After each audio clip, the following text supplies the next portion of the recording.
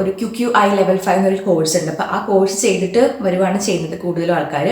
Plus point എന്ന് പറയാനാണെങ്കിൽ English proficiency test പാസ്സാവണം നിർബന്ധമില്ല. അതായത് OET IELTS അങ്ങനെയുള്ള സംഭവങ്ങളൊന്നും പാസ്സാവണം നിർബന്ധമില്ല. നഴ്സ് ജോബിൽ നിന്നിട്ട് നാട്ടിൽ നിന്ന് ട്രൈ ചെയ്തിട്ട് നടക്കാത്തവർ കെയർ ഗീവറായിട്ട് വന്ന് ഇവിടുത്തെ കാര്യങ്ങളൊക്കെ മനസ്സിലാക്കി OET ക്ലിയർ ചെയ്തിട്ട് പിന്നെ നഴ്സിംഗ് ഫീൽഡിലേക്ക് മാറി ഒത്തിരി പേര് എനിക്കറിയാം. അപ്പോൾ ഒരു വർഷം കഴിയുമ്പം ഫാമിലിനെ കൊണ്ടുവരാൻ വേണ്ടിയിട്ട് പറ്റും. പക്ഷേ എക്സ്പെൻസസ് അത് പറയാണ്ടിരിക്കാൻ പറ്റില്ല. എന്തും ഫേസ് ചെയ്യാൻ തയ്യാറായിരിക്കണം. കാരണം ചില നഴ്സിംഗ് ഹോംസ് നല്ലതായിരിക്കണം നിർബന്ധമില്ല. അതുപോലെ തന്നെ നമ്മുടെ കൂടെ വർക്ക് ചെയ്യുന്ന സ്റ്റാഫൊക്കെ എപ്പോഴും നന്നായിട്ട് ബിഹേവ് ചെയ്യണം നിർബന്ധമില്ല.